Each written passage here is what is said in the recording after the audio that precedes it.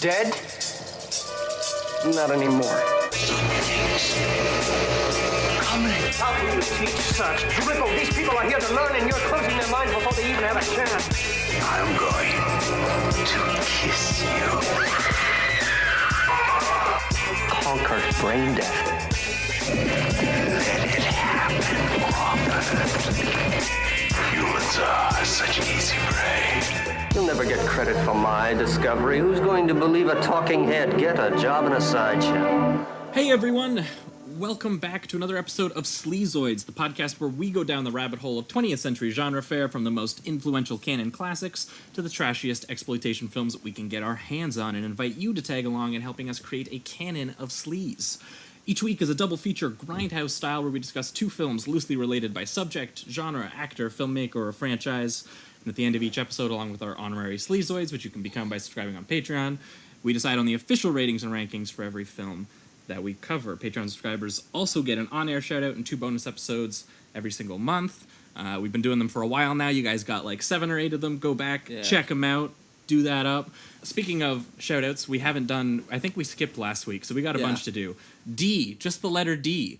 Thanks so much. Great name. Appreciate you. Timothy Hunt, Caleb Cunningham, and Ethan Cartwright. All you guys have been getting all of that bonus sleazy content, so thanks so much for joining us on this journey. Patrons, 2 weeks ago would have been the last time you heard from us. What were we talking? We did... Oh, if it was patrons, would it Oh, no, that was the free free listeners. episode, Yeah, yeah. you guys would have heard us back with Anya Stanley of Daily Grindhouse and a bunch of other places. She brought on Martin Scorsese's Taxi Driver and paired it with Abel Ferreira's The Driller Killer, Which was bizarre and brought us and into the world of amazing. video nasties. That was a very fun episode, so if you haven't heard that one, go check that one out. And patrons, you guys would have heard from us last week where we would have been talking for the first time Alfred Hitchcock. We talked Vertigo. And we paired it with Brian De Palma's loose, sleazy remake, Body Double, which is a film that I personally love. Yeah, me too. That was great. So anyway, if you guys want that episode, head on over to Patreon. That's where you can get that. But this week, we're changing it up. Usually we have a guest on, and we have them bring on 2 films that they have selected. But we knew ahead of time that these were 2 films that we had to cover. They're very iconic, 2 80s splatter body horror films by Stuart Gordon, and we knew we had to do them, and we were figuring out who could we possibly get to talk about these films with us. So we asked, and luckily she said that she was interested. Thank you so much. We brought on one of the star of both films, Barbara Crampton. Barbara, how are you doing? Hey guys, I'm good. How are you? Good. Thank you for We're coming always doing on. excellent. Yeah, thanks so much. You're welcome. I was honestly a little bit shocked, so I'm a little happy about it. So You shocked I said yes, or a little what do you bit. mean? Yeah. I was like, I mean, I've read a lot. I was too easy. No, don't think that. Don't think that. But you know, I know you've talked about a lot of these films a lot, so I was a little like, is she gonna want to come on and talk about them? But I'm glad that you do. And we have a lot of fans out there who are going to be interested in. I think very excited. Well, having dive back into these ones. Thank you. The funny thing is, Josh, I had met you a number of years ago, and we had a couple of nice interactions at Fan Expo in Canada, and I liked you, and then when you reached out to me, I said, okay, I'll do it because I like this guy. So that's why I'm here. That's really. a great. It's because of you, not just because of the movies, well, but thank you so much. because you asked me and you seem nice.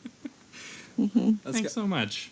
All right. Well, I don't really know how to... I think when we introduce these films, I guess we'll do it in the actual segments because I don't really know else what to say about these ones other than... There's a lot to talk about here. There's a lot. Yeah. So I guess we'll just get right into it.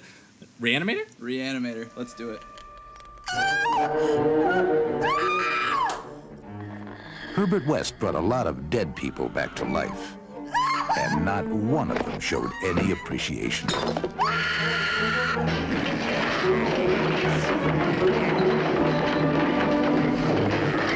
H.P. Lovecraft's classic tale of horror, Re-Animator. Mr. West. You'll never get credit for my discovery. Who's going to believe a talking head? Get a job in a sideshow. It will scare you to pieces. All right, we are talking RE-ANIMATOR, or H.P. Lovecraft's RE-ANIMATOR, the 1985 sci-fi horror film, loosely based on H.P. Lovecraft's serial novelette, Herbert West RE-ANIMATOR. From what I understand, Lovecraft's parody of the original Frankenstein story. In this case, directed by Stuart Gordon, a prominent theater director turned horror filmmaker and genre filmmaker in general, and produced by Brian Yezna. And the film stars Jeffrey Combs, Barbara Crampton, who's with us today, and David Gale, the legendary David Gale, excellent in the film, and Bruce Abbott. The film sort of follows, it's the title of Lovecraft's story was Herbert West, but this film is actually sort of more about Dan and Megan, two sort of like all-American med students who have a run-in with Herbert West, who is a little bizarre, it's a little strange. A little bit obsessive as well. The opening prologue of the film has Herbert West sort of performing I guess this is the title, a reanimation on a mentor professor that he's learning from over in Switzerland. And everyone's saying, you've killed him, because he is sort of bubbles up and explodes a little bit. Yeah. It's wonderful. Yeah, it doesn't look good for West in that scene. No, but he says famously that he gave him life. Yes. And that pretty much perfectly defines even if the it's film. violent. And Yeah, but it's nice because it foreshadows, the horror that's to come. Absolutely. And it was interesting you said it really was Dan and Meg's story, because originally when Dennis Paoli wrote it with Stuart Gordon, they had in the forefront of their minds that it was really Dan and Meg's story. But I think because Jeffrey Combs was so amazing in that role, he hijacked the whole thing. He did steal the show. And he made it a movie about him, which we don't care. He was terrific and wonderful. So that's all good.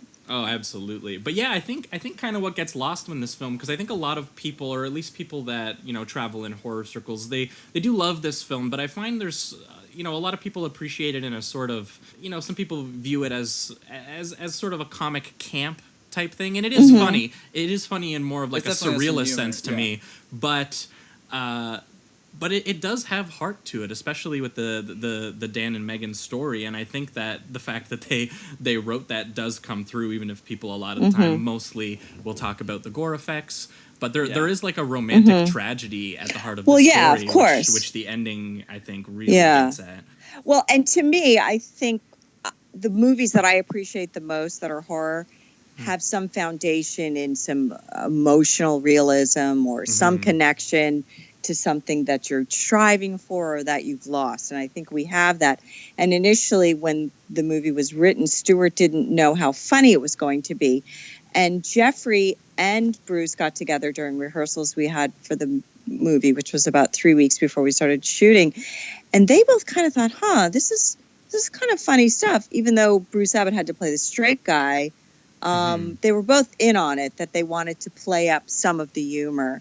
And really, I don't think it's anything that a lot of diehard fans don't know, that really that's one reason why From Beyond isn't as funny as RE-ANIMATOR, because Stuart wanted to make From Beyond as more of a serious horror movie. And in a way, everybody loves that RE-ANIMATOR has the camp and has a certain style and all of that kind of stuff. But we all didn't even know, and even Jeffrey didn't know how funny it was going to turn out to be. Well, I think a lot of it just comes from the imagery itself, which is a lot of times very, very surreal. I think Pauline Kael actually famously called it Pop Buñuel, which is obviously he's the Spanish surrealist filmmaker who famously did that silent film shot where the straight razor is taken to the lady's eye. Yeah, that's crazy. And like his films also have this very gross imagery, but he does it with so much absurdity and with such a knowingness to it that comes through. And I think what honestly helps is the fact that all of the performers here, you guys all play it straight, which there is real we do. character and real soul to the performances that make the imagery not overtake it. Yeah. Right. I mean, we're not laughing at it like, you know, Exactly. like they did in Dr. Giggles, you know, it's not, which is a completely different kind of movie, but, you know, we're with the material, and the importance of the material is what was important in the scene. And any kind of humor that came out of it was something that was, you know, was sort of laced in throughout, and it just wasn't so intentional. So, you know, it's not, and it wasn't like, I don't know, it's not trying too hard, you know, it's just, it's not arriving trying too naturally hard. from your Yeah. story.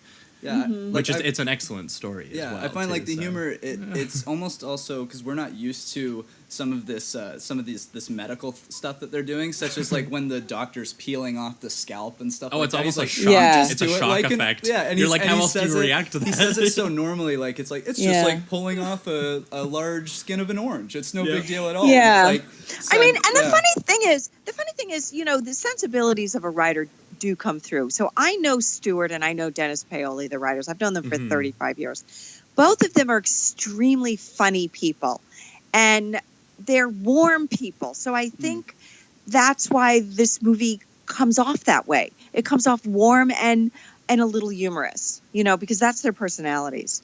Yeah, for real. So I guess we'll get into a little bit of the story here. Yeah. So Okay. it kind of starts out with Dan is in a bit of a financial conundrum.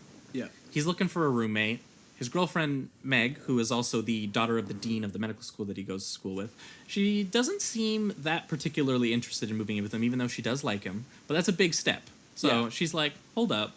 And a great bit of, and I think this is probably mentioned a lot, but a great bit of comedy is the Stop Making Sense poster that's above their bed. Excellent Jonathan Demme documentary about the Talking Heads, which obviously, Talking Heads, you know? Yes, foreshadowing that. way of things to come. Yeah. Exactly. There's going to be some talking heads in this film. Yeah. But basically, Dan, who is looking for a roommate, happens to coincide with West being expelled from Switzerland. I don't know if they just flew him out of the country and were like, do something else. Yeah. But he comes into the medical school and he's got ambitions. And I think if largely this film is about anything, it's sort of about, you know, the corruption of this kind of ambition and of a particularly kind of male ego in the in both the academic field and the research and science field, because that's what ends up kind of ruining everyone in this film is Their you know, constant basically need to two keep people going. having a pissing contest. Yeah, that's right, because it's just obsessive. And Dan gets caught up in it for seemingly, you know, altruistic reasons.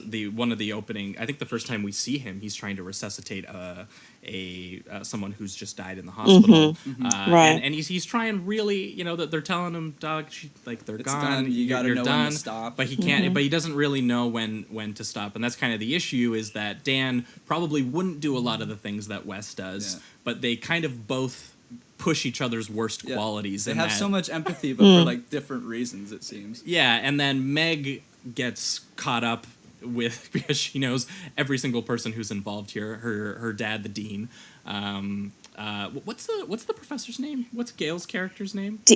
Carl Hill. Dr. Carl Hill. Hill. Yeah. And Dean Halsey. Yeah. And Dean Halsey. Yeah, so, you know, it's kind of a push and pull between these four men in the science industry and Barbara Yu, who kind of gets caught in all of them, unfortunately. Yeah. We were to discussing some how pretty it seems horrific like ends. your character was kind of one of the only Innocent. innocent characters that's just having to deal with all of this bullshit. Yeah. Well, I guess. I mean, I was kind of innocent, but I also I tried to play her, even though, you know, Lovecraft doesn't write a lot of women, as anybody who reads Lovecraft knows, and so I'm sort of inserted in there. But I also tried to imbue Meg with a little bit of smarts, you know, which was kind of sure. written into the story. Although, you know, Herbert West refers to me as the bubble-headed co-ed. I never wanted to play it like that. I wanted it to be tragic, and I wanted to, you know, to play it as someone who, you know, had altruistic, you know, meanings for everything, and loved Dan, and, you know, just wanted things to go nicely in her life, and they just didn't. Yeah, it seemed like everyone else had sort of these underlying sort of for Hill and West in particular Selfish perversities. reasons. Yeah, and definitely then perversities too. but then also, there was Yeah, but the dad didn't. I mean, the dad was a did little. not. My father That's true. wasn't, but he came down a little bit hard on Dan Kane. Throwing him out of the university. That was a little bit harsh. And if you remember, Bruce Abbott's his moment was so beautiful. Everybody talks about Jeffrey Combs, and he is amazing and wonderful, and we're like best of friends.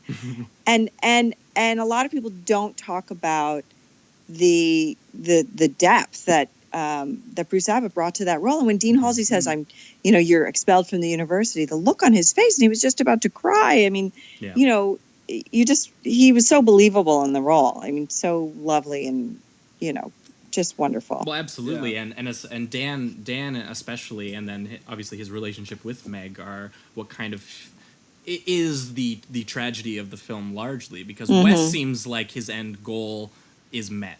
And the real lives that got ended were Dan and Meg's, which is, when Meg has to confront the fact that her dad is now a zombie-like monster, it's horrifying. Yeah, right. And then when Dan realizes that he's obviously responsible for it, he has a lot of conflicting emotions about it. He wants, his passion is to be able to really end death, which is, it's very altruistic. But it's very much as is proven by the film. It's kind of a thing that, to be careful what you wished for kind of scenario, where is Herbert West says that this is life, but is it really life? Yeah, exactly. And that really gets to Lovecraft's sort of anxiety about mortality, and then Gordon threw in his own body horror and splatter elements, which for me are some of the most effective horror.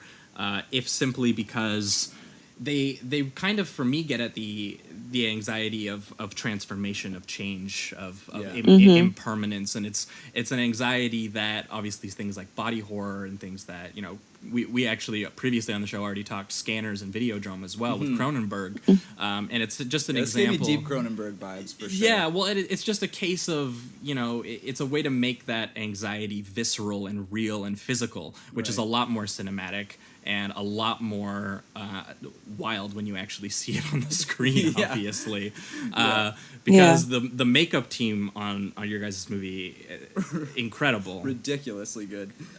Because I don't know what that stuff looked like on set for you, but on screen, the way that it's lit and the way that it functions. Yeah, which stuff are you talking about in particular? Oh, well, I was talking about a lot of it, but I was thinking in particular, especially a lot of the stuff in the climax. With all the different bodies, how the different just the crusted blood on half of their bodies. I was so shocked by the bit where because I watched this probably around the time that I was in film school, and the thing that shocked me the most was the exploding intestines that come out and strangle the dude. I know. I was blown away by that effect. I couldn't believe what I was watching.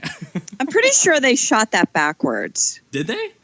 Yeah. That makes a lot of sense, because then you'd be able to play it backward. Like you could rip it off of his neck, and then you could play it backwards, and it would look like it grabs on. Interesting. Yeah, that's a good effect. Yeah. But we had a lot of special effects teams on the movie.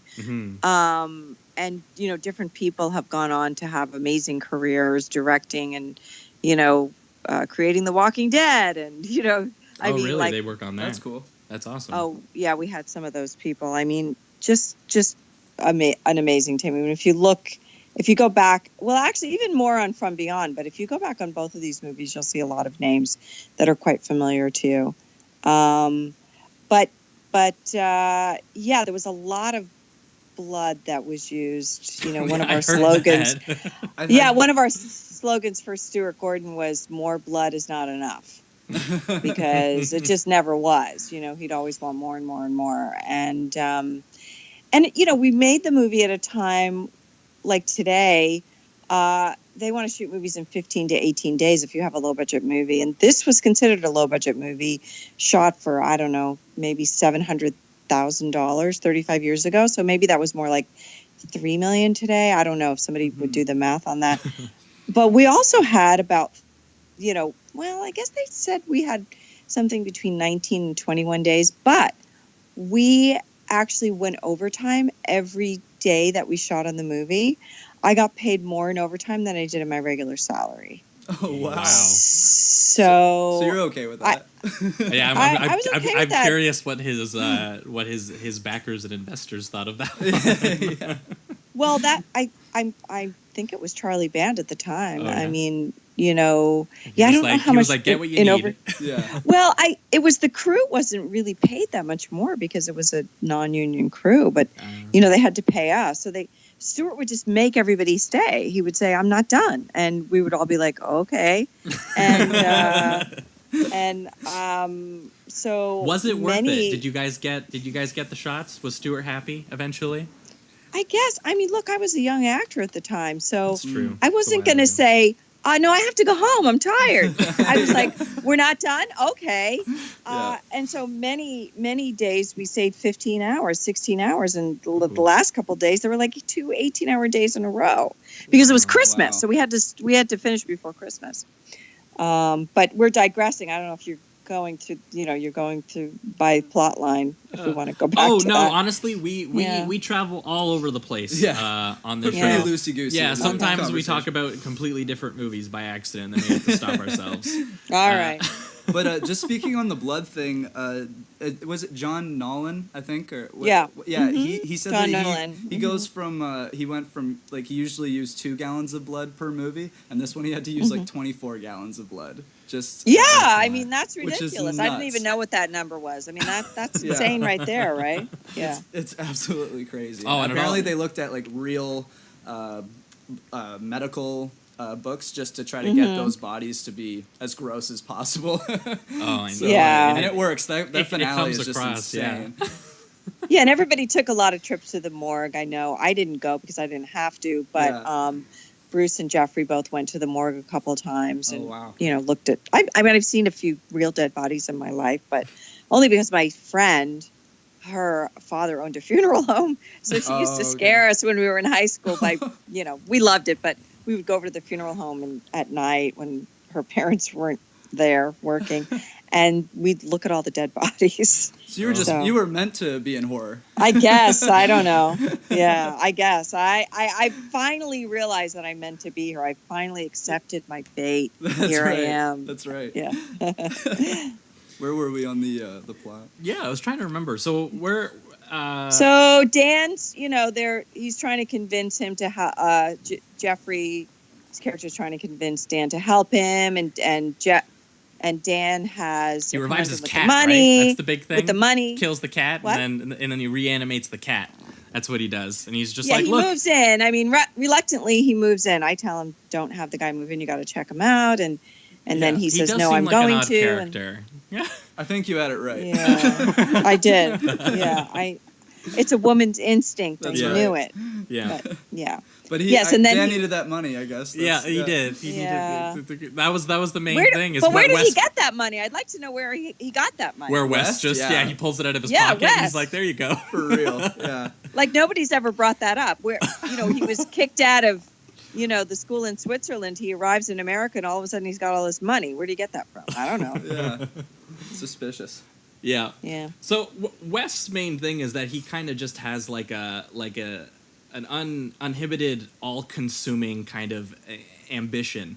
And I think people kind of who have looked at Lovecraft's story have said that his ambition kind of comes from the fact that he's a little socially awkward, and he's trying to hijack the reproductive system basically, and he's just like, I don't really need to get in a relationship with anybody if I can just bring life to all of these bodies that are around me all of the time. That's interesting. Who was that Yeah. that said that? Did you? Oh, I don't remember. I was just reading it. I was just an reading interesting up on take. it. I like that Apparently, read.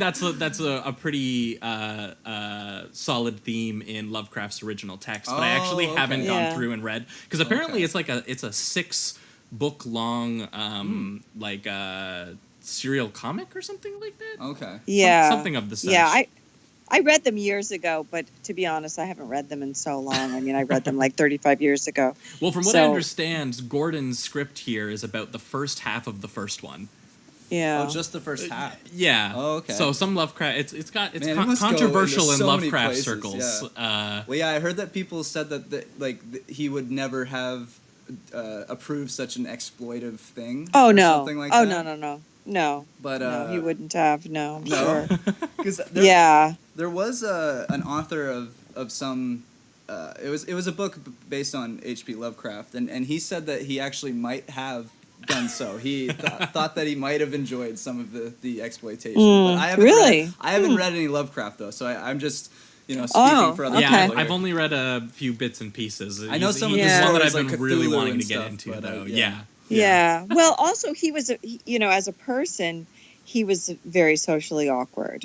So I probably some Very of empathetic to his West, own then. personality was, in the Herbert West character. I'm sure. Yeah, I heard he didn't even get recognition until like years after he passed away. Really, That's unfortunate. That's yeah, scary. because now he's such a huge name. Like people know him and based a ton of art on his ideas. So. Yeah. Well, yeah, a lot of people are scared to adapt it into film, which is why it's amazing that Gordon was able to get Except for two Stuart films out Gordon of him. does too, yeah. Yeah, because a lot of his fans don't think that he's very easily adaptable, and maybe that's proven to be true. But regardless, I think that Gordon was able to make films that maybe aren't super close to what Lovecraft hoped for, but they are unique and special in their own way, in Gordon's way that really works. Yeah, a lot of his writing is very atmospheric and, coming from a place of just inner terror and, turmoil. And you have to have a framework for that. And so I think what Stewart does is create a framework for our worst fears, that were representative of what was going on in Lovecraft's mind or heart or soul. Yeah, absolutely. Well, and I think that really comes back to, the actual tragedy of Dan and Meg, where Dan is this guy who really wants to end mortality. West does too, in his own twisted way, I guess. But West is more in it for the ambition. Dan is in it for, he actually wants to help people in a lot of ways. Yeah. And that's what really gets us to the finale, is that Dan basically unleashes West on everyone around him and Meg. And that's kind of what happens, is he helps West. After West kills his cat, yeah, just throws it right to the wall there. That was nuts. and he shows Dan, look, I can reanimate your cat. And I'm like, dog, that doesn't really look like your cat. That's terrifying. And not only that, but it's suffering. It's clearly suffering. Oh, So what? it's Yeah, like, what's does it his want line? life Rebirth is doubly painful. Yeah, would you want to be rebirthed if you have one of your legs sticking out over here, and the cat was mangled, and I'm like, you're just letting it suffer. I think death would have been a more merciful thing for the thing. Yeah, but Dan's got the blinders on, so Dan helps exactly. West break back into the school after he's been kicked out of the med school for getting into a bit of a pissing contest with Dr. Hill, whose work he calls, in Europe we call it plagiarism or whatever he says, which is a really, it says a lot about West, that the dude can't make friends. Right. He could in the middle of class, Yeah. Just not the Immediately his first thought is, who's the big guy here? How do I make him hate me? Yeah. But what's interesting is that West, over the course of the film, becomes, gets that sort of anti-hero status. If he's a guy who you're kind of like, I'm not sure about you, man. I really don't think you're doing the best stuff. But you're definitely not Hill. But you're not Dr. Hill, whose worst inner thoughts are compounded by both West confronting him and the reanimating serum, which I heard was the glow stick kind of fluid or whatever. Yeah, right. Which looks excellent on film.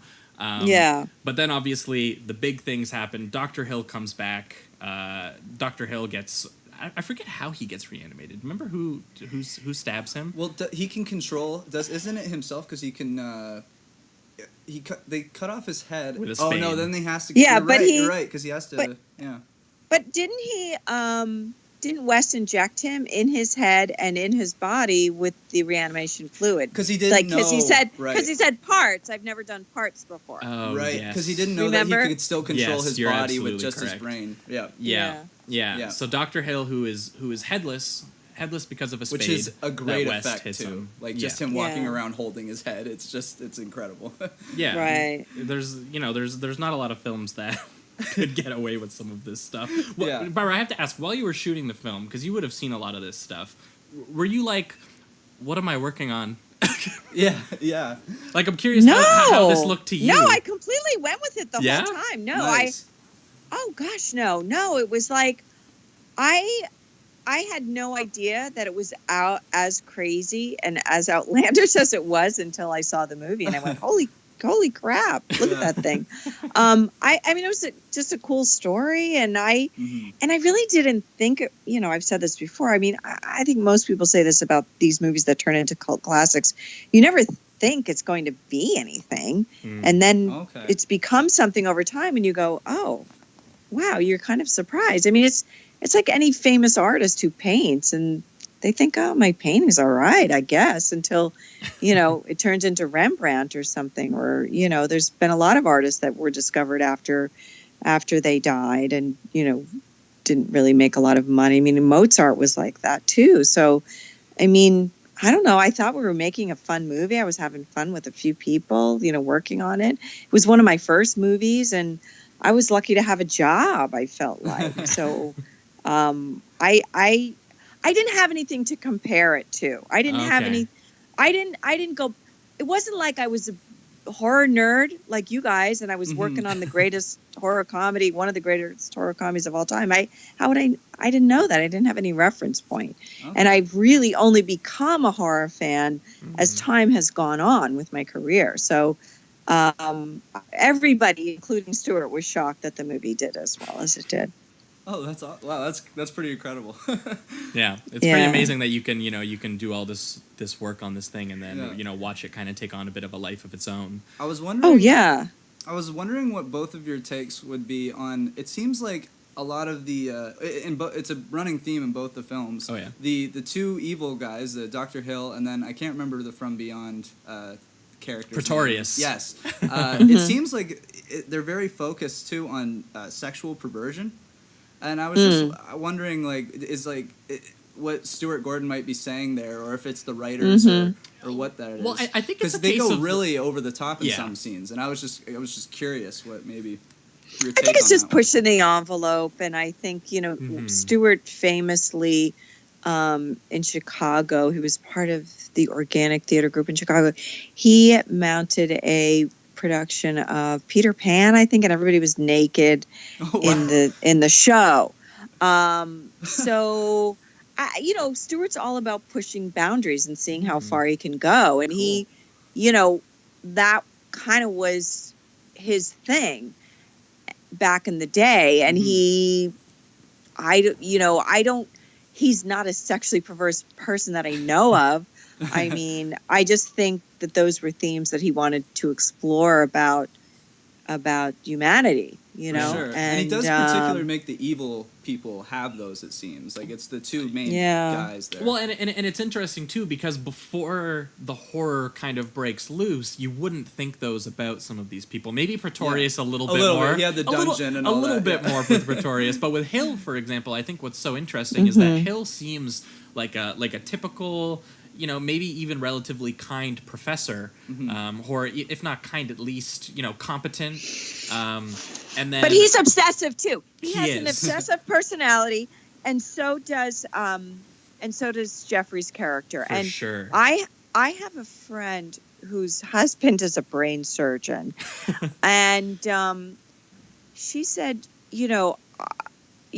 there's a little bit of obsessiveness about a lot of doctors because to do the kind of work they do, they have to be so single-mindedly focused and obsessed. So, if you're an obsessive personality, you can get obsessed by one thing and another thing. It doesn't have to be just one thing, right? I mean, you look at people who are alcoholics or people that, have issues with addiction and things.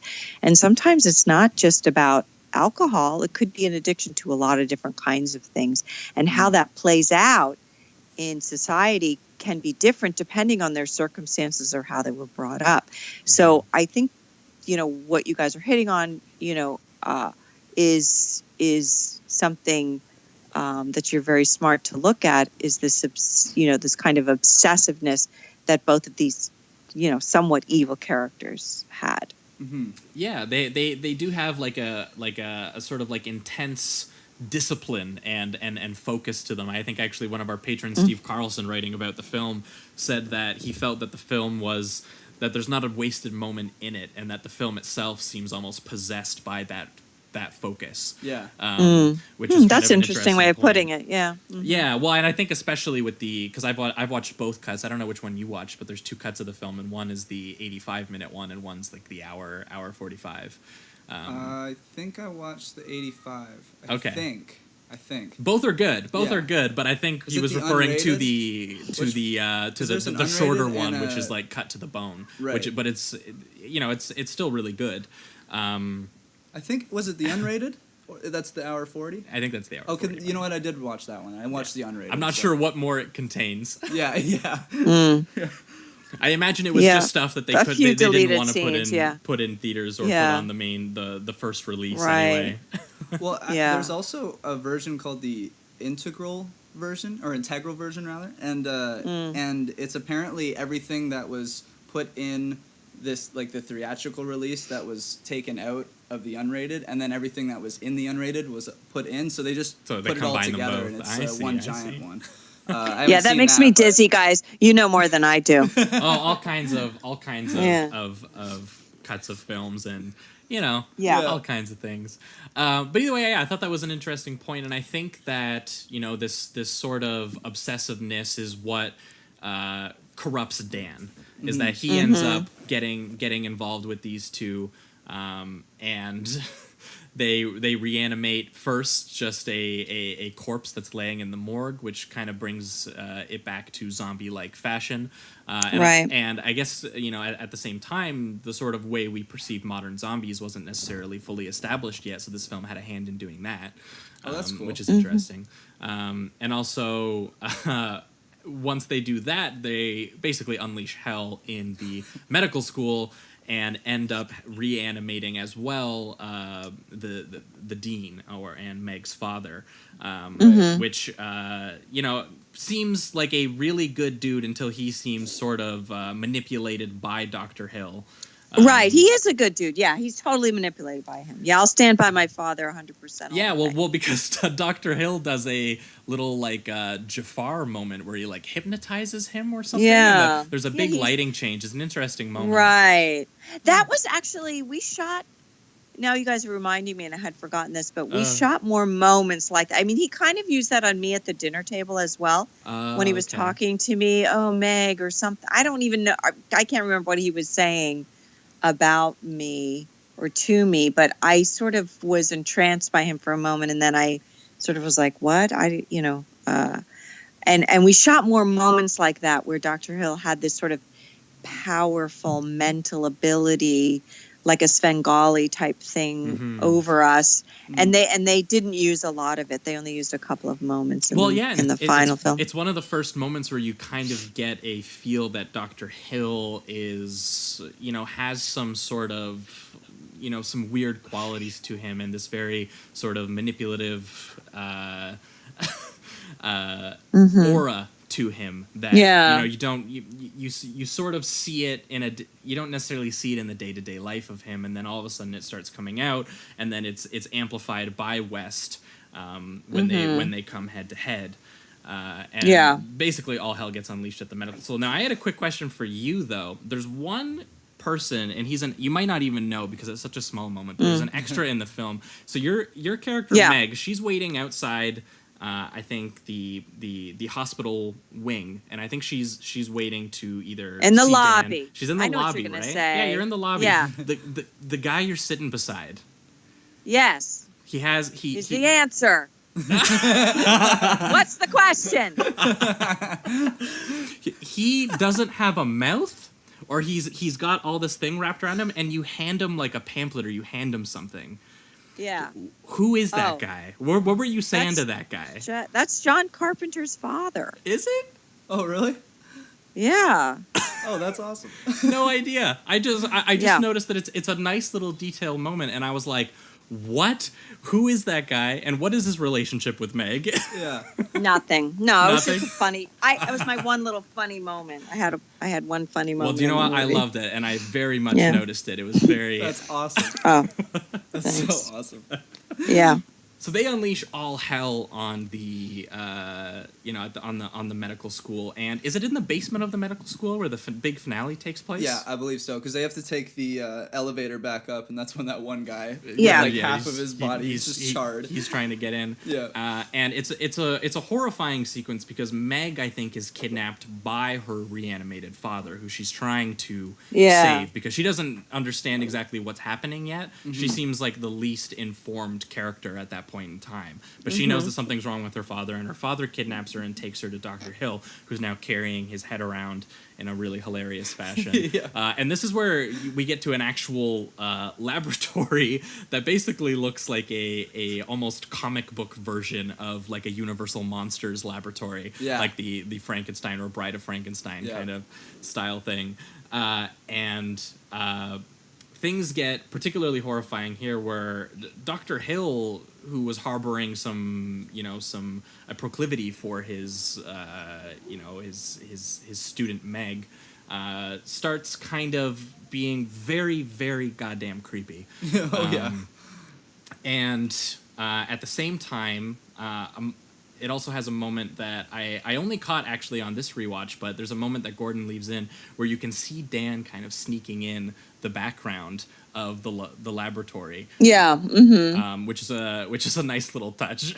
I actually didn't even notice that. But this sequence for you, Barbara, is obviously horrifying for Meg, who is being assaulted by Dr. Hill, and her own father has brought her there and is part of his zombie horde that he has created by, I think he reanimates the bodies, but then also does his own like laser lobotomy to control them. Yeah. And basically, I guess so, I think yeah. he's gone full out supervillain, basically.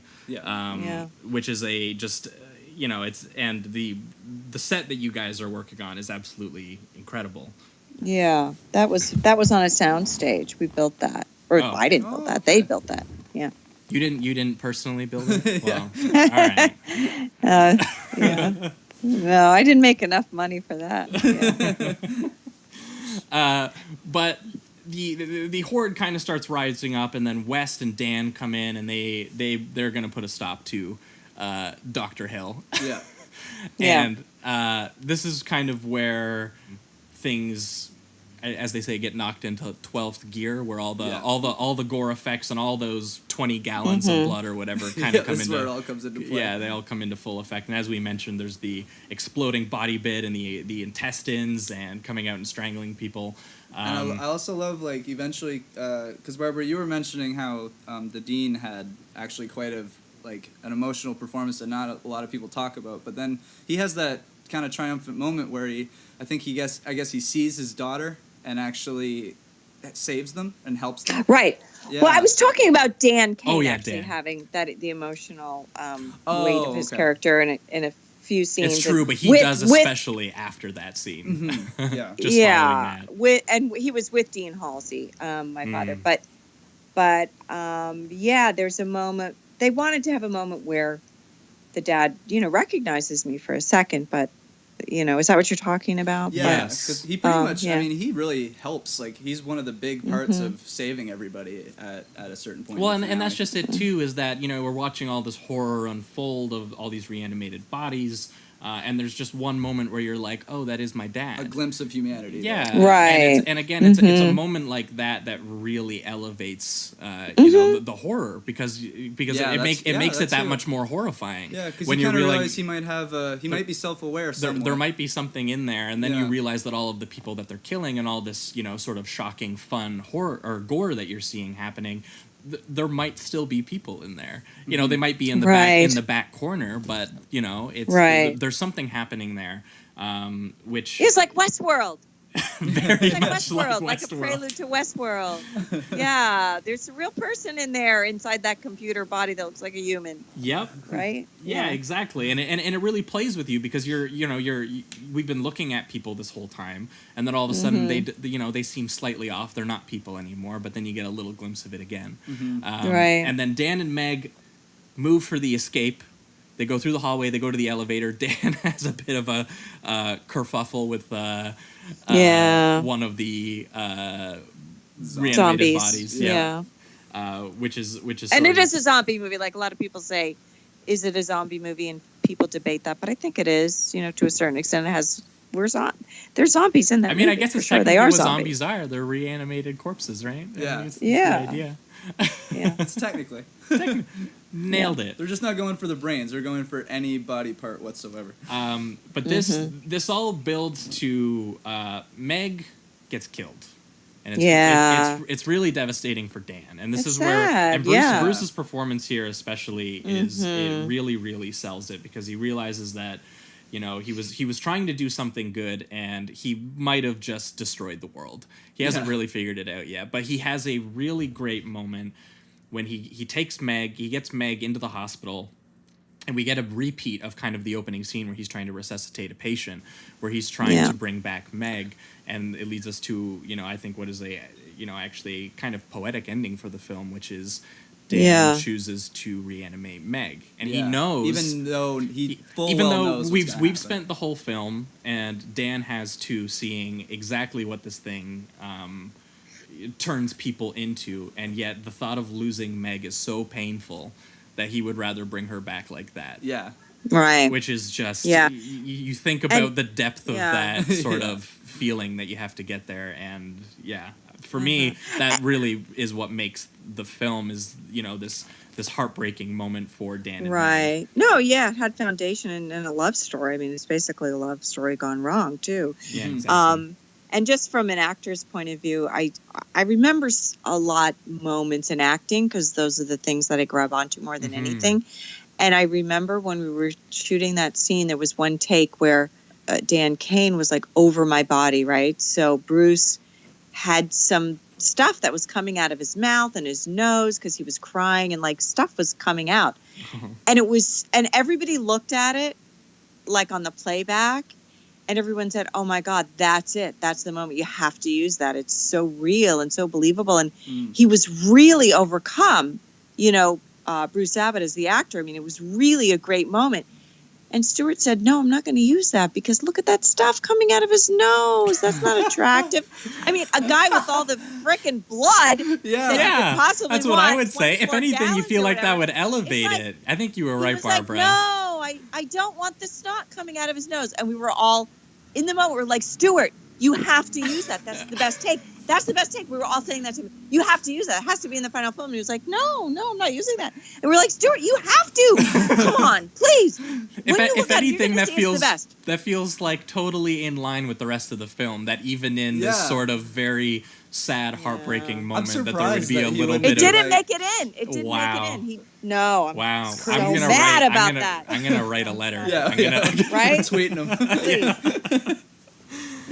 So, yeah. but That's surprising. That really is. Yeah. I know, right? It's just so The much. blood, There's so the much gore, visceral. whatever. Yeah, it's crazy. Yeah, no, I don't want the snot coming out of his nose. That's too much, it's guys. That's not good looking. I don't want that on my handsome guy's face. I don't know. I don't know what the reasoning was, but he just didn't want it. So it was his movie. Yeah, Yep. That's Well, the end of that. but still. Yeah. All It was right. Well, shocking. Barbara, this is the part where we're going to enter the reductive rating round, which we haven't told you about this yet, but this is where we finish up our thoughts on the film, and generally with guests we give it a rating between 1 and 5. 1 and 5. And I don't know how you feel about rating your own stuff, Yeah, but might be weird. which is but- why again we haven't had an actual. No, I'm not gonna. I can't performer rate on. my own Can't- stuff. Yeah, I that's don't, fair. You know. It's a That's little fair. little too egotistical. You would be a little Dr. No. Hill.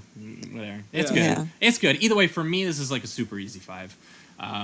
One of the better horror films of the 80s. I love the sort of surrealist style to it, that it has sort of like this comic book gore effect, and it's very stylized, and it's I'm a big fan of the Universal monster films, and I feel like this kind of brought that into the 80s horror scene. I feel like even the ending itself kind of echoes The Bride of Frankenstein, where Frankenstein realizes that he spends the whole movie trying to, get a friend, and then realizes that when they reanimate the bride, that she's maybe not going to be a fan of him. Yeah. And it kind of echoes that he has to make the tragic decision to kill them both because he's like, we're better off dead. Yeah. And I feel like, you know, Gordon really kind of gets at that really powerful, profound melodrama in a very, you know, stylized horror film. And I love it a lot. Nice. Thank you. This one, I'm going to give a 4 out of 5 for now. It's a super strong 4 out of 5. I was surprised at how much I eventually cared about these characters. I always thought, like, everyone talked about the film as, you know, like we were discussing earlier, it's got a lot of the campiness and things like that. It was kind of like the Flash Gordon effect, right? Right. But, yeah, and then I watch it, and I'm like, this is awesome. Like, this It's is great. It's yeah, it's got a wonderful. lot of depth in It's it. a lot of It's just great because of filmmaking the in it, masking too. of some of the humor, I think some people just don't take it as seriously, I guess. Something gets regard. lost in translation sometimes when Yeah. people are, you know, talking about how funny it is, and Right. I honestly And I found it kind of sad and horrifying. Yeah, and that's more I think, so. part of the humor too. So yeah, I thought it was great. Yeah, so that would be my score. Awesome. Well, I think we're gonna move straight into From Beyond. Ready Sweet. for From Beyond, Barbara? Okay, sure. Let's Go do for it. Let it happen, Crawford.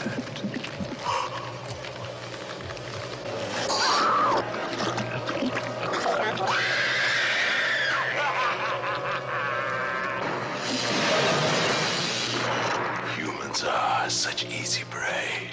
From the makers of RE-ANIMATOR, From Beyond.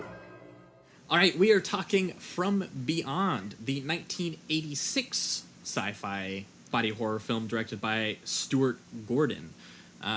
So, Barbara, real quick, how much time did you guys have between shooting RE-ANIMATOR and then shooting From Beyond? 'Cause these movies came out 1 year apart. Well, I don't really remember. No? Yeah, it's kind of all a blur now, but maybe it was a year or more, I guess. I don't know. A year and a half, maybe. Okay. Sounds Sounds about right. Did it feel did going back to that original crew feel pretty familiar? And was it a No, it wasn't the original crew. I mean, we just Oh, I had, guess not. you know, I just meant more. I guess No. Stuart Gordon again and Jeffrey Combs, and yeah. yeah. Well, just Stuart and Jeffrey. I mean, because we made the From Beyond in Italy, and that was a very new experience for me. Most of the crew was Italian, and it was my first time going out of the country.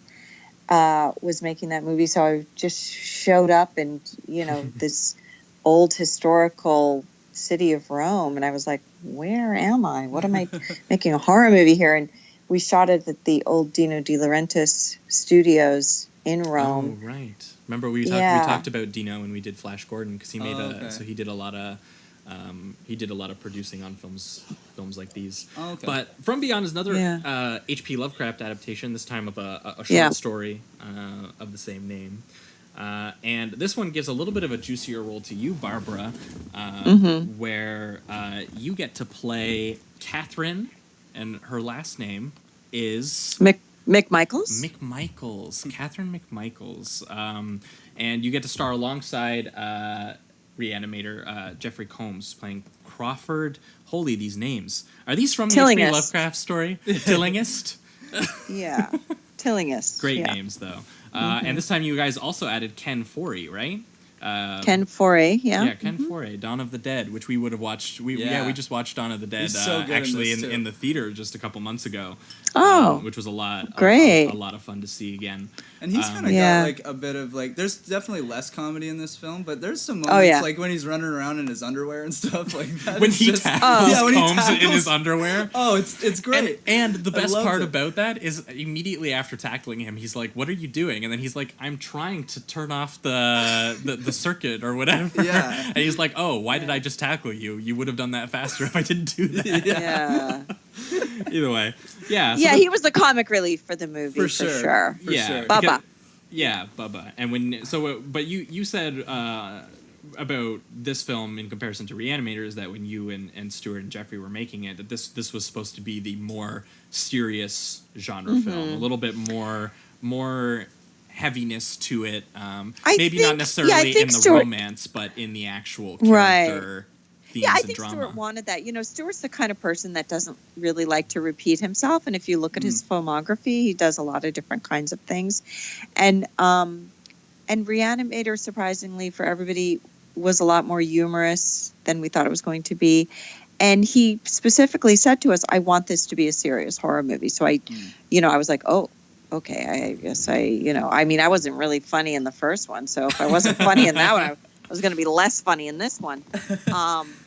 Yes, the tone of it was different, and that was by his design. Well, and you can honestly feel the tone really early on, and you can also feel the fact that you must have got a significantly bigger budget for this one, just because. Oh yes, much bigger. I mean, 5 times as much. I think our budget was $5 million. Wow. And back then, so how much is that today?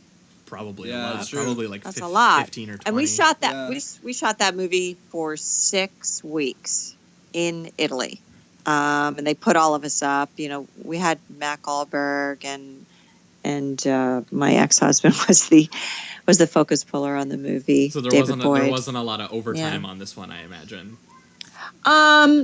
No, I don't remember there being a lot of overtime. I find having money probably makes your production gives you a little bit of cushion and ease. Yeah, That nobody. You don't necessarily have to strain yourself to get things No. done. And nobody felt rushed also because we were making a movie with Italians and they like to break for lunch and have minimum an hour. And they drink wine at lunch because that's what they do. So we had wine at lunch. Sometimes I would drink it, sometimes I wouldn't, depending on what the scene was. But, nobody hurried on that set at all, ever. Right. Oh, okay. Well, this film kind of opens similarly to Re-Animator, just kind of setting like a tone-setting prologue to it, where Combs's Crawford is working on a resonator machine for his mentor, Professor Type. Did Stuart have a really bad mentor professor in his life? Because it seems like he's got a recurring theme here. It's a recurring theme here. But anyway, Crawford. I think he has some trouble with authority. That would make Stuart sense. doesn't like to be said no to. Yeah. By anyone, even me. I love the guy. But if I would say, well, I'm not sure if I really want to do that, Stuart, he would somehow talk me into it. Not that I was the authority, but I think he has a thing with, anybody, producers or anybody telling him that he couldn't do something. He's a very single-minded person and a great artist, and he just doesn't want it. He wants his vision to come through. He doesn't want somebody to say he can't do something. Well, so whenever anybody said you couldn't do something, he always pushed harder. Yeah. And it does come in the filmmaking. It does come through in his film simply because you can see the affection he has in Re-Animator for obviously West, which is obviously how he managed to hijack a movie that probably wasn't written for him or written necessarily about him. But in this film, it's your character Catherine who has that drive. You and Jeffrey have kind of switched roles where you Correct, have that kind of discipline and that focus that maybe is the undoing of the people around you. Yes, I think you're right in the theme, was in a way similar, but we switched roles definitely. And it was definitely hard for Jeffrey to go through that. He's used to being a very active performer, and he admits freely that playing that part in From Beyond was very difficult for him to have the makeup on applied all the time, the bald cap, and the bald cap, doing all that stuff, the eating of the brains, and all the other kind of stuff he did. It was. I mean, he did a great job, and he always does a great job with every role. But he'll admit freely it was very difficult for him. To come to work every day. Yeah. Well, he had some great scenes. He did have some great moments. I especially love the camera work here when he says he's like when he bit his head off like a gingerbread man. Right. They got that zoom. It's really well done. I think he still has some really great moments, but. Oh yeah. Yeah, and Ted, who plays Pretorius, gets to particularly ham it up in comparison to everybody else. All the makeup he's got to put on, like, holy hell. But the idea is that he sets up this resonator that takes them to the beyond, another dimension filled with creatures, and the effects in particular are really well done. What happens is that a creature in the beyond sucks Pretorius's head off. Yeah. And absorbs him, consumes him. And you know, I think I mentioned briefly before the idea that body horror is a lot of the time about transformation and impermanence and the sort of anxiety of that, and you can get at that with the actual physical flesh. And this movie is more literally actually about that. Where you see these people actively, you know, where normally you would see a film where a character goes through an arc and they come to a new conclusion or they become a new person. This is people hijacking different bodies.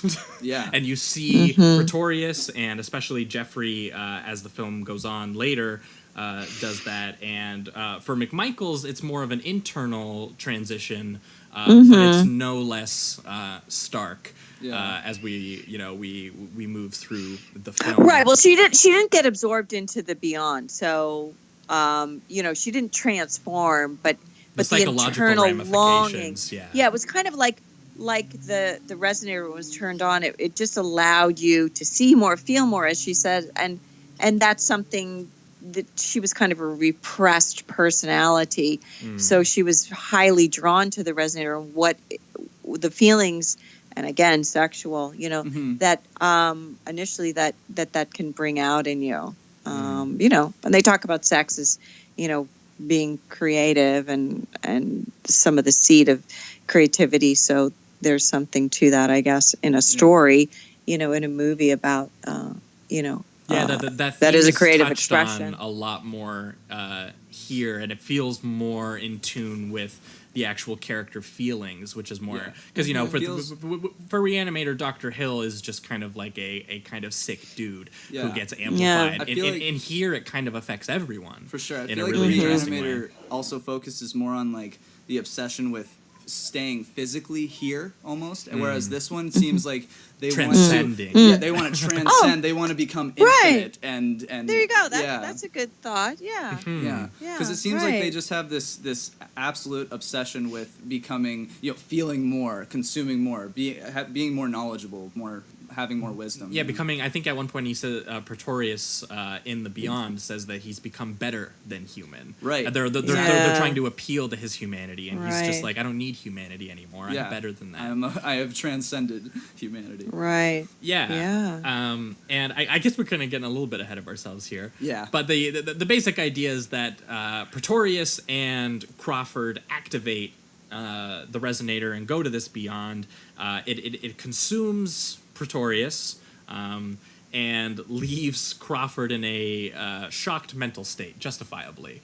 And he has a great moment where he runs out of the house, and I don't know about the how Stewart decided to include this bit, but I love the lady who's calling the police on them, the neighbor, and she's Bunny Summers. She's excellent in her. That was the actress's name. In her bit that she gets there, where she's just like, the neighbors are at it again. The mad scientist is doing the funny lights, and it's a great little moment of levity, and it has obviously.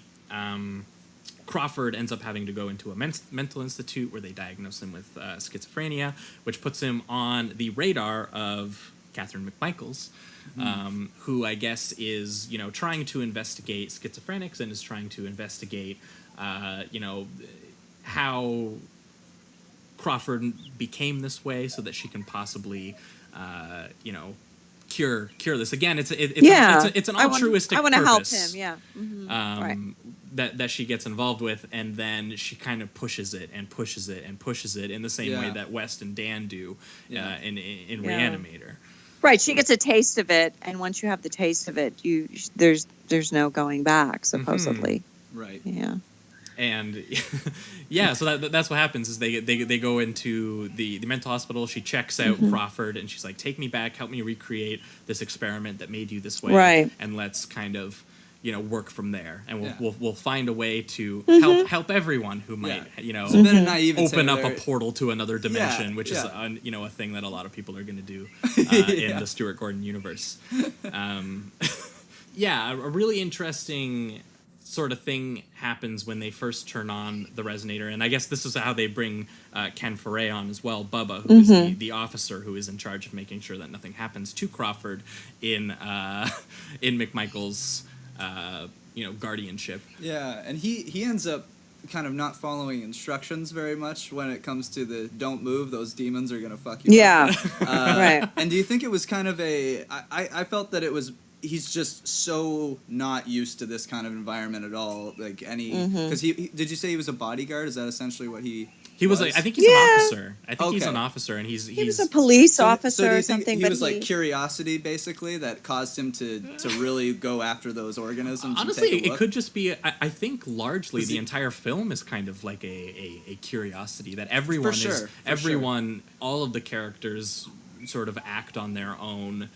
Because that's what happens is McMichaels has an altruistic purpose, but eventually it does sort of just become I gotta see, I want to see more, and it seems like this sort of it's sort of like an allure to again, we talked about sort of like this transcending. Yeah. There's an allure There's to a power that. to it. Yeah. Yeah, where you can escape sort of your bodily woes, Yeah. and find something more spiritual. Although obviously for this film, I don't necessarily know that they find anything particularly profoundly spiritual. They just No. find more horror in the body. Yeah. Yeah, it's like Anything more it's anxiety. going into another dimension. Yeah. That this dimension exists and that we haven't experienced it. So That it's just around you all of the time, and that Right. activating your the gland, the pineal gland, the Yeah. pineal gland. Yeah. pineal gland. Good old. Yeah. I don't know if this is directly stolen from Lovecraft or not, Yeah. but the idea that could be your sixth sense and could open up Right. a whole dimension of demons and Your creatures third eye. is pretty nuts. And it reminds. I think we got to mention it because it's almost the same idea as Cronenberg's Scanners, yeah. where they open up their third eye with their ability to sort of mess with other people's. Yeah. Yeah. And a lot of the effects gave me Bodies. those vibes too. There's even that one scene with when he's got that weird name, the doctor, the evil guy. I can't Pretorius. remember. Pretorius. When he's first introducing himself as this new transcended human, and he's like, I don't need the body anymore, and his face rips off, and he reveals this like reptilian Yeah, thing. It gave me right. those Scanner vibes at the end when they're having the mind battle and their skin's pulsating and all that kind of stuff. Like Yeah, and I had a especially very when the similar vibe gland to like that. pops out of his head and it's like a Right. little snake. The homeless guy calls it like the little snake man. Yeah, yeah, exactly.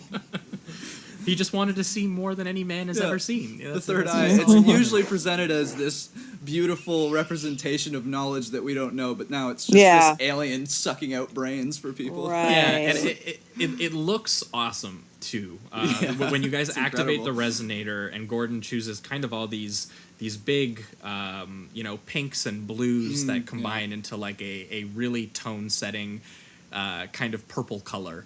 Yeah, because it's almost beautiful, but you can tell that there's a darkness behind it. Well, and that's just it. Is that's how the characters like this light comes over them, and they're like there's something beautiful about exploring and seeing more and exploring, and then that's when the creature absorbs them and is like welcome. Yeah, now you're really here.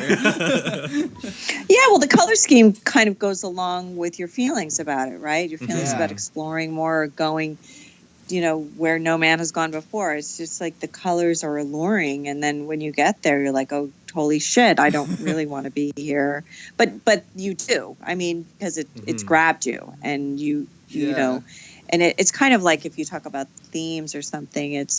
It's like, I think what horror movies do for people is that it allows us to see the most horrible things that you could possibly imagine and survive, right? Yeah. Or get to experience those things that maybe you really don't want to experience in life, but that you think about or that you're afraid of, and then you see it on film and you get to go there, but then you get to go home and climb into your cozy bed and you're all safe. Well, that's definitely a distinction between the audience and the characters. Because what's interesting about both this and RE-ANIMATOR for Gordon is that it kind of seems that none of his characters kind of come out unscathed in this kind of movie, and it's sort of unique to the body horror genre in general. And same with Cronenberg is this idea that you really can't go back. Yeah, it's you've been changed forever. That you've been mutated, whether that is bodily or psychologically. And I think that the huge Pretorius was it a model on set that you could see? I'm curious. The creature that Pretorius is turning and into. It's so abstract. Oh yeah, it was live. It was a live action piece. Because I wasn't sure how much the lighting is doing on just how sort of clammy he looks and kind of. And the creature is so abstract. It's it's not even trying to be any shapely thing. It's he's got a really elongated neck, and at one point he asks Jeffrey to come up to him and touch his shoulder, and he puts his fingers into him. You know the Rick and Morty episode where they do the Cronenberg thing? It looks like one of those creatures, just absurd. There's no logic to it. It's just this this gross bug from a different dimension. Right. It's crazy. The shininess and the clamminess on the creature, though, they got by using a substance called methyl cellulose, and it's a food thickener. I don't know how much they use it anymore. I think it's still okay to use. It's very it's clear. It's clear and it's very thick. And they used to use it in McDonald's milkshakes. They don't use it anymore. God. Now the milkshakes are made with ice cream. Okay, but they used to thanks use for confirming that they've at least changed that, because that would I would never eat a McDonald's milkshake again. I would just think if you of told me that the jelly these dudes are covered in. I just used to think make of this creature from Beyond. We had buckets of that on set, and it was very cold. And when I was in the leather outfit, and I didn't have many clothes on, I was covered with that. And I think when I turned the resonator on at one point and the creature was above my head and it was maybe going to suck my head in as well, but I think Jeffrey turned it off, or was it Bubba who turned it off? I don't know. The diehard fans know who turned it off. Yeah, I think that was the part where Bubba tackles him. Bubba turned it, and then Bubba pulls the electrical wiring out because I think Jeffrey at that point is having his head sucked up. Yeah, and that's the part where he has to get the bald cap on because he's been half eaten by a worm or whatever. Yeah, right. But they put methyl cellulose on all of us, on everything. Really, every time you were attacked by one of the creatures. Yeah, except when I had my hands tied up, when Jeffrey tied me up. And I saw the little creatures, the swimming creatures in the air. I don't remember them using any of it there. I was actually going to ask you about that part because I'm curious. Was that Catherine sort of starting a relationship with the Beyond from being in there for so long? Because it seems like the eels kind of help her out in that situation. Well, they only held me up because they were drawn to the light, supposedly, and so that's why I struck the match, so that they would eat. Yeah, the light, whatever. That was a little device. Catherine I don't is know very how. resourceful. Yeah, I don't know. I don't know if I really think that was a great device on the filmmaker's part, but I guess if you guys don't have any trouble with it, nobody's ever mentioned. No, I didn't. In fact, I honestly projected my own thought onto it, which was the idea that somehow Catherine was sort of in the same using way. Them. Oh, yeah. Well, because interesting. I thought it was kind of doing the same way opposite of what Dr. the doctor Hill was can, doing. Yeah, Dr. Hill and RE-ANIMATOR using it for manipulate. Good. The energy. So I thought that Catherine cool. was kind of having a relationship with the things in there because she's been in there so many times now, rather than Pretorius, who seems to just want to consume everything. Yeah, he wants to become one giant thing. He wants everything to be part of him. I think that would have been a good layer. They actually should have put that in. I like that. But I don't. We'll just say it's in there. That's what they meant to do. Yeah, we'll just say it's in there. Oh, all right. Go ahead. Nailed it.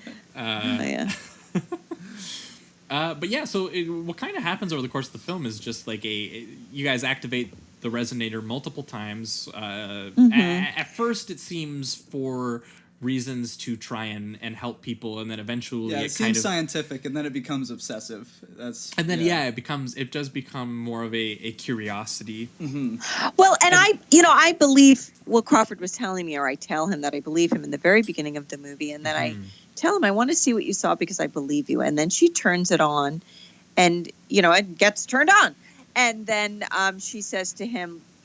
He says, no, now that you believe me, we have to stop this.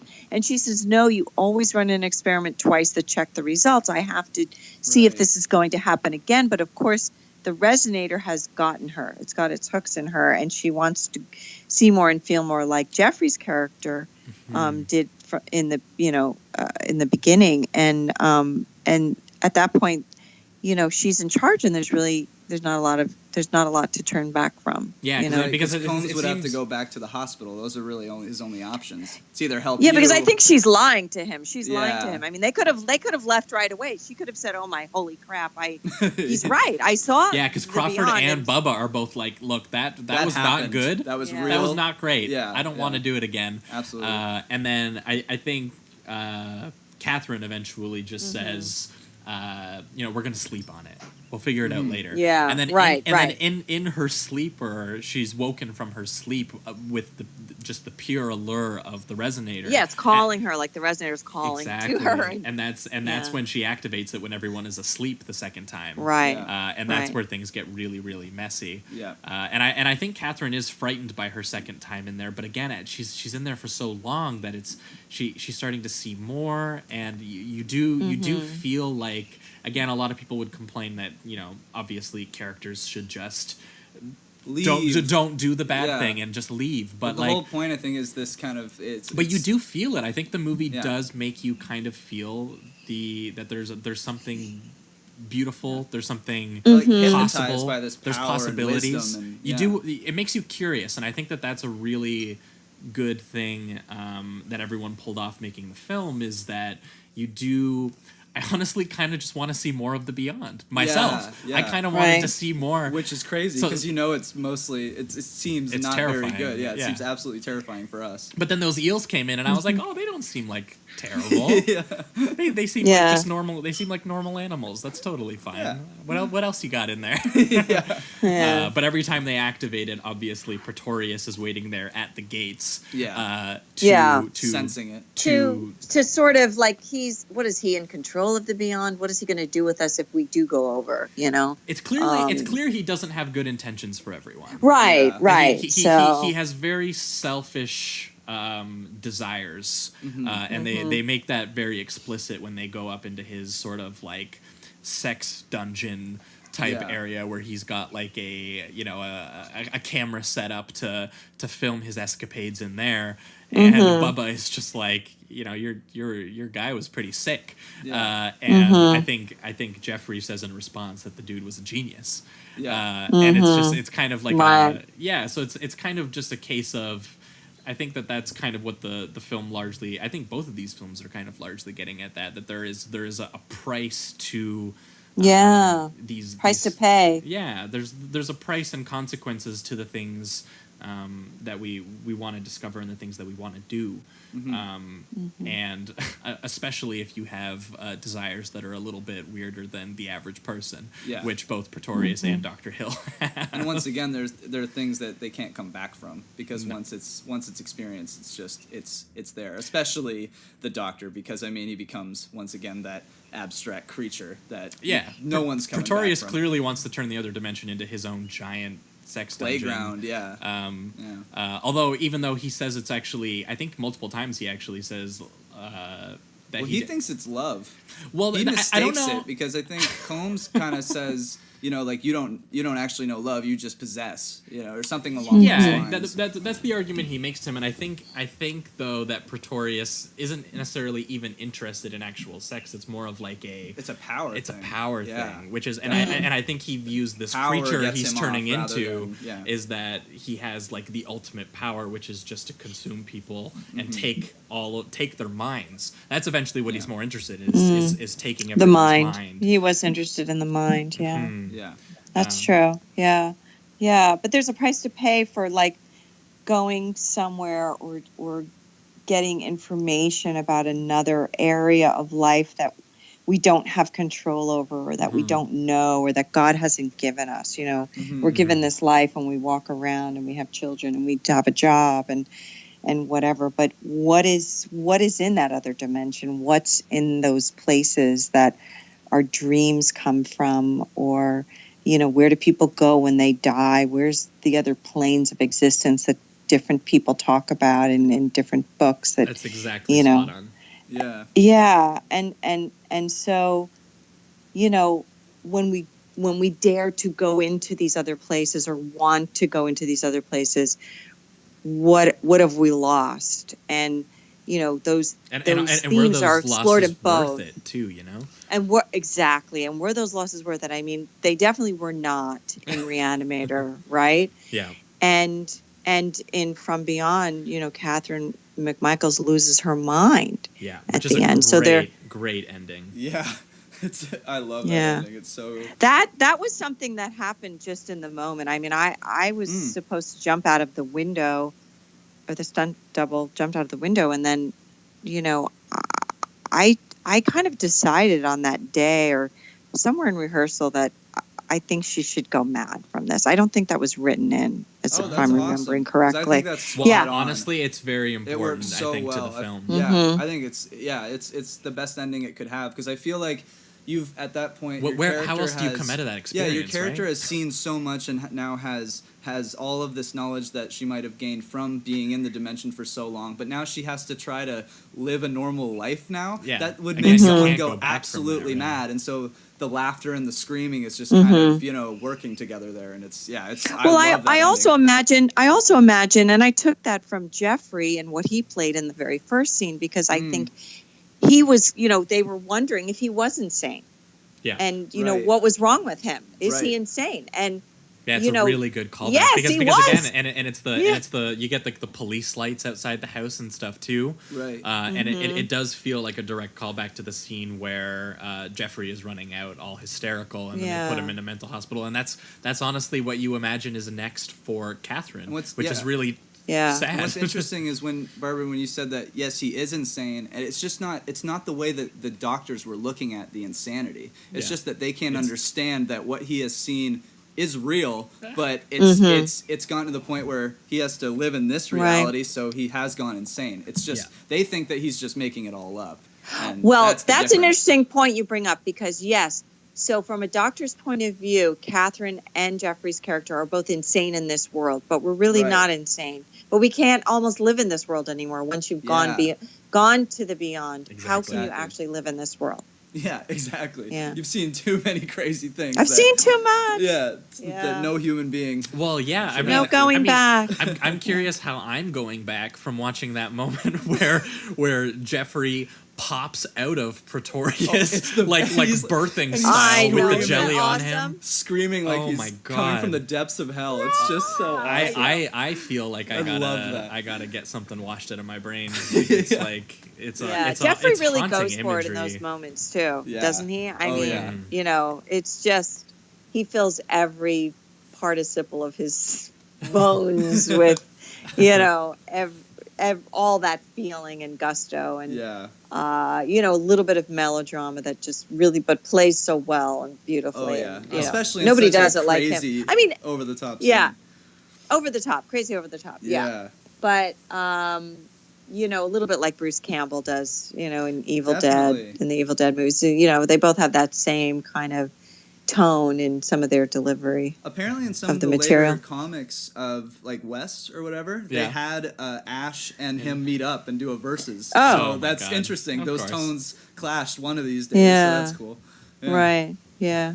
One thing I guess before we do wrap up, there was a great, it's kind of just more on when, them being almost hypnotized by this power that the dimension brings. But when Combs gets his third eye, he actually does say, like, it's truly beautiful, as if he sees something that no one else can experience. But then, of course, he goes on to eat brains and just go totally insane. So it's interesting that he both feels something like total contentment with life, and then all of a sudden he becomes because ridiculously I think insane. There's something for the horror fan, because writes these movies for the horror fan.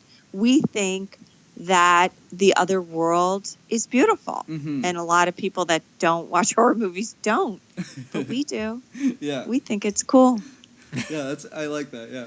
It's true, and I do think that because he does eventually when his gland opens up so much or whatever, and he's got the little snake in his head, and he's coming around, he's eating brains, and the doctor the doctor's just like, hey, please don't do that. Like, she says it very calmly, actually. Please don't eat those. Yeah. Please don't eat those. Yeah, like, that's not good for you, man. Please don't do that. And then he sucks out her eye, and then he's eating people, and that's when he ties you up, right? He kidnaps you, or he What happens? I'm pretty sure that's somehow when I'm pretty sure he gets that's there, yeah. Because he just starts taking out medical staff until he finally gets back Right. to this yeah, place. and then he handcuffs Catherine. Right. Yeah. And that's when the bomb sets off and all. Then Catherine is being like, why are you doing this? Like, we're friends. Like, we're doing something. And I think at that point he is being at least minorly possessed by Pretorius. And that sort of this illusion of creating a new form and all consuming being of pure knowledge and mind and all these things, and that's when you, Barbara, you bite his gland right off. Yeah, I love that part. Yeah. Was that a lot of fun? Because that seemed like you had a good time in that scene. It was, and I remember we only had like one pineal gland sticking out of his head, so they said, make sure you get a good grip on it with your teeth, and we're not going to be able to like do it again. I've had so many moments in movies like that, especially with heavy special effects, right, where they say, we got one shot with the blood and on your blouse, we only have one blouse, or we have one pineal gland, so make that chomp a really good chomp. Well, you do, because I don't screw it up. I visibly cringed. Yeah, I was like, oh, that's. Oh, for a guy, that must be horrific to see that, because of course it brings up those images in your mind. For sure. I mean, Lovecraft, especially in general, he really does bring those, inspire those images in people. Sure. Yeah. And yeah, I think that's when he finally realizes that, hey, I'm Crawford. Like, what am I doing? I don't want to be part of this Pretorius thing. Yeah. I prefer love, not this crazy power-driven, whatever. Even and if together it's they all work. All the wisdom in the world. They all work, and they tear Pretorius apart from the inside and destroy the rest of it and escape. And obviously, Catherine is changed forever. Yeah. But yeah, I guess we'll enter the reductive rating round on this one. Barbara, again, don't have to join us. Don't have to do it. You don't. But I do have a question for you though, as we're entering it though. How does it feel when you go back and you watch these movies? Like, does anyone ever like sit you down and is like, do you ever watch them? Because I gotta imagine that's got to be a weird experience. Sometimes I watch them for special screenings, which I get invited to quite a bit. So, I mean, sometimes I'll introduce the movie and then I'll go out and get a drink and then I'll come back and answer questions. But occasionally I will watch a few of the movies. And I'm always pleasantly surprised that I feel better about them years later, because when you're a performer in a movie, you look at your individual performance and you think, oh, I wish I'd said that line differently, or I don't really like that moment, or I could have done better, I mean, any artist feels that way about their work, right? Definitely. But the farther away I get from it, I look at it and I go, all right, that wasn't so bad, Yeah. It's a pretty good movie, and there were some good moments in it, and I didn't suck too bad. I was all right. So I generally have those feelings. But the first time I see him, I'm better now. I'm better than I used to be, but I always would cringe anytime I would see myself on film. I totally suck, Okay. But it gets better. It gets better. So now I do appreciate them now. And since I came back with Your Next a number of years ago, I had taken a break from filmmaking, and then I came back. And now I've really rededicated myself to being in the horror genre and working again and acting again. And I'm so happy to be doing that. And so I go back and over the last 5 or 6 years, I've watched so many more horror movies than I've ever watched in my entire life. And I have a new appreciation for them. And I understand the 70s, 80s, 90s. I know, now different genres and what they kind of did. Probably not as good as your listeners or as you guys, who are fans. Maybe Well, do you know Josh, what, not honestly? Jamie, because you're the We're right, the newbie. But we're right there. Yeah, we're we're trying, yeah, but I have a lot of forgiveness for myself now, and an appreciation for a lot of what we actually accomplished and did, and for sure. And you I'm should. so thankful that we have these people that consider these movies cult classics now, and I have so much appreciation for the fans who love the movies too. Well, yeah, and there's a lot of great work from honestly everyone on these films, and I would honestly say in particular the performances. I think Gordon, coming from a theater background, really was able to, and alongside with you and Jeffrey, and then was able to a lot of these films don't want to. Sometimes they want to be genre exercises, and I think that these films could have been that, but I think that there is real character, and there, especially in RE-ANIMATOR, definitely. there's real heart, and there's there's a lot more happening in the screenplay and in the performances here, and then all you have to do is translate some of that Lovecraft craziness, and you have yourself a kind of heartbreaking and horrifying genre film from honestly kind of both of them. Right. Well, let me say this too when you talk about Stuart Gordon directing people, because sometimes I work on movies today and I don't have a lot of collaboration with the director, because they just kind of hire me and I do what I do, and some directors do that anyway, even some of the greatest directors of all time, Woody Allen, whatever you think of what's going on in the news about him. I mean, he famously doesn't really talk to the actors so much about their performance. It seems an odd way to do that, but they just go in and do it, and I've heard that about a few other people, where they don't really talk to you about how to mold the scene or mold your characters. And Stuart, because of his background, was always talking to me about my character and my inner life and what I should be feeling in this moment. And absolutely comes through. Yeah. Oh yeah. I mean, I was heavily directed in all of the movies I've worked on with him. And I've worked on movies. I worked on a movie recently where I was working on it for a few days, right? And the director was never saying anything to me. He wasn't saying, "Oh, that was good. Okay, moving on," or "Oh, I love that scene," or "Oh, that was a nice moment." We'd do the scene, and he would say, "Okay, moving on." That would be it. No, that's good. Moving on. Just moving on. Interesting. And I'm working on this movie, and then I was kind of feeling very insecure and thinking, am I all right? Does he like it, and that's why he's moving on, or do I really suck and he thinks, oh, that's the best we're going to get out of this girl, so I'm not even going to say anything. And so I'm working with this other actress, and we finished the scene, and she says, and he goes, okay, moving on to blah blah blah, and she goes, well, did you like it?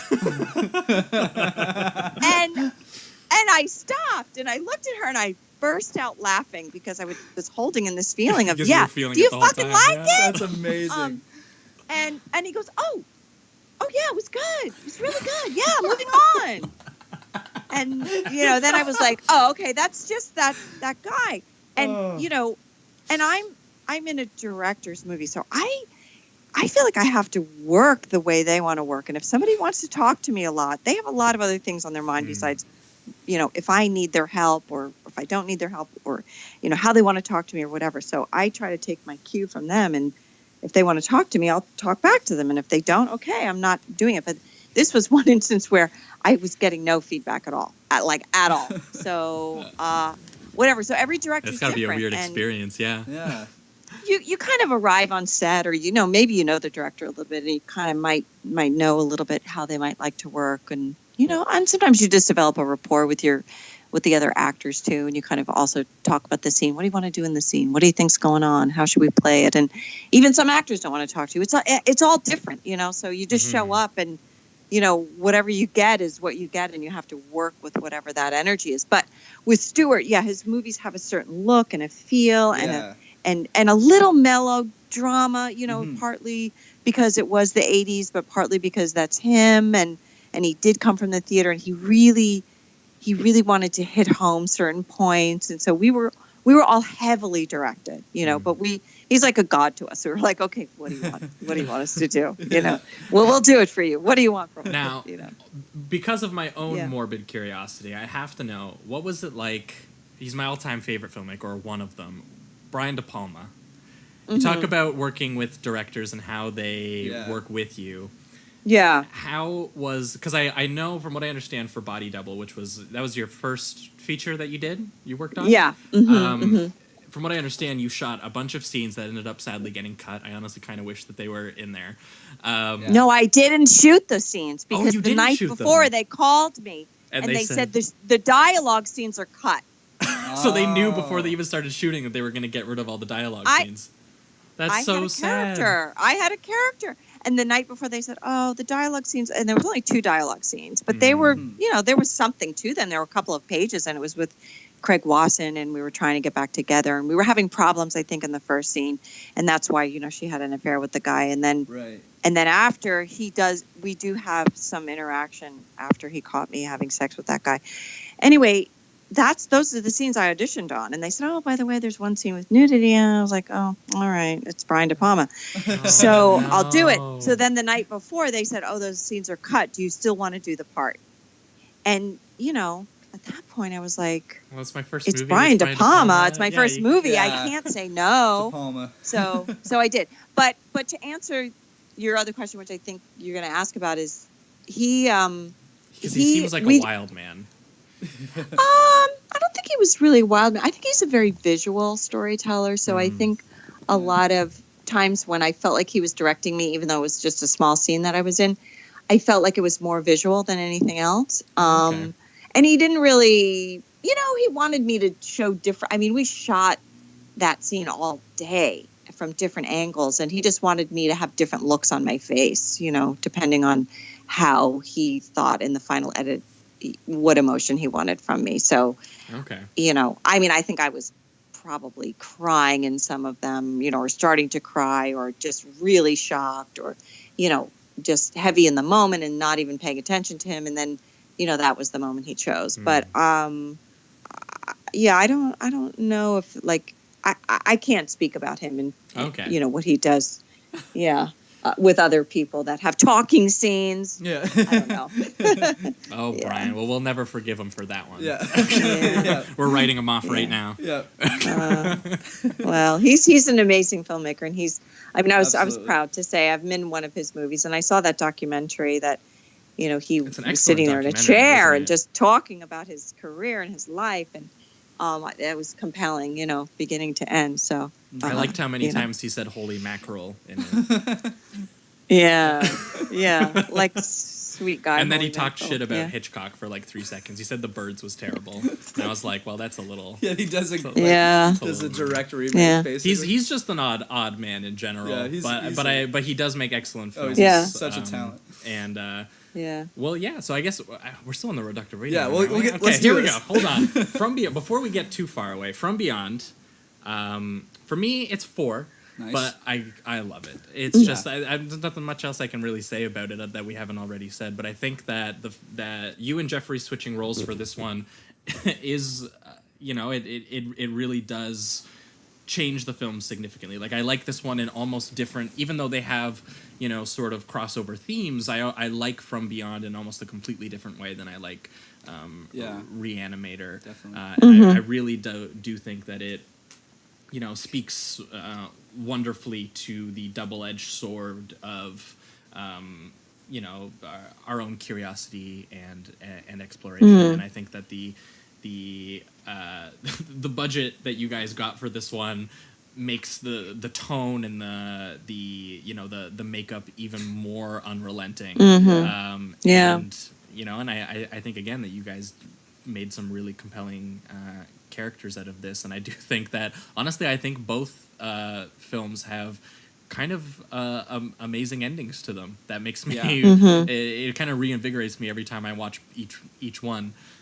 Yeah. So yeah, I love this film a lot. for you, Jamie? Thank you. I'm gonna give it a 5. Wow, yeah. you're giving it more than Re-Animator. Yeah, This Re-Animator was a 4 for you. Yeah. This one, I don't know what it was. I think, well, one is I've always been more interested in the kind of philosophical, the different dimension, transcendent, that kind of stuff. So that helped a lot. I also love that you had a bit of a more meaty role in this one.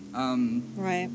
In comparison to Re-Animator. I mean, both are fantastic, but I really enjoyed your performance in this one. And Thank you. then the effects, how abstract they get with all of the crazy body horror and all that. The scene where Combs' head is twisted off. Like, it's just there's so much to chew on in this movie, and I absolutely loved it. So yeah, I'm gonna give it a 5.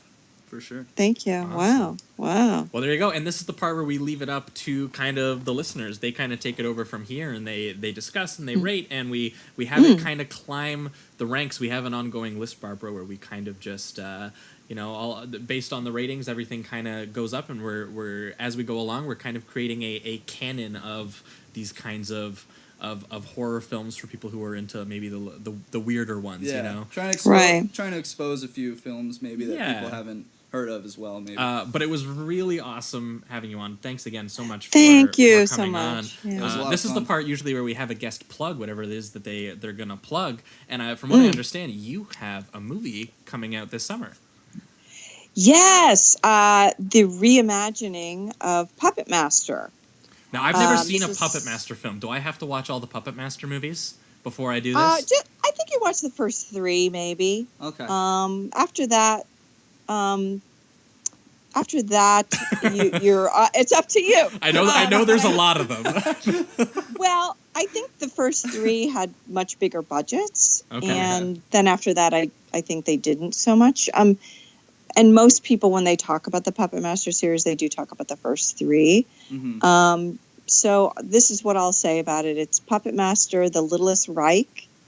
And for those listeners who do know the movies, I will say that in this one, Andre Toulon is a Nazi sympathizer, and it all takes place during a convention that marks the 30th anniversary death of, some things that happened way in the past. And there's a convention, and there's going to be a sale and an auction of some of the puppets. So 30 years later, people come back together, and I'm an ex-police officer who's now a tour guide, and I give a tour at this mansion, and there's a lot of different characters that come from all over the world to sell their puppets, and something magical happens at the convention. I want to say horror movie convention, but at the puppet convention, and it's coming out August 17th. And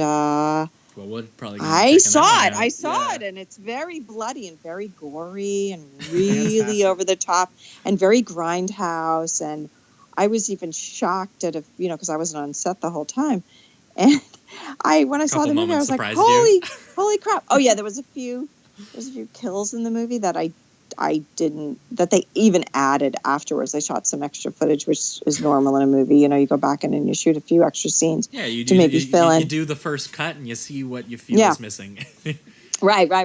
And they shot some crazy stuff. So it was definitely a crowd pleaser at the premiere that I went to. Awesome. Well, I think that we and probably a lot of our fans are going to be checking that one out. But also, maybe we can do a Puppet Master episode. Yeah, if everyone wants to see Barbara doing more stuff, I personally will recommend Little Sister, which is a film that's on Netflix, which is a great little film about a quirky little young nun, and it's a lot of fun. What year did it come out? I think 2016. I have that on my list on Netflix. I think actually. Yeah. Oh, cool.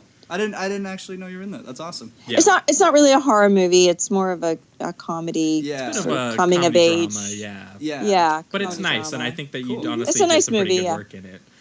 So everyone should check that one out too. But I think that's going to do it for this week's awesome Sleazoids.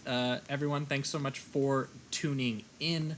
What are we doing next week, patrons? What are patrons we're doing getting? Rio Bravo. Oh yeah. And Assault on Precinct 13. That's the one. Yeah, so we're doing Howard Hawks, the Howard Hawks Western, Rio Bravo.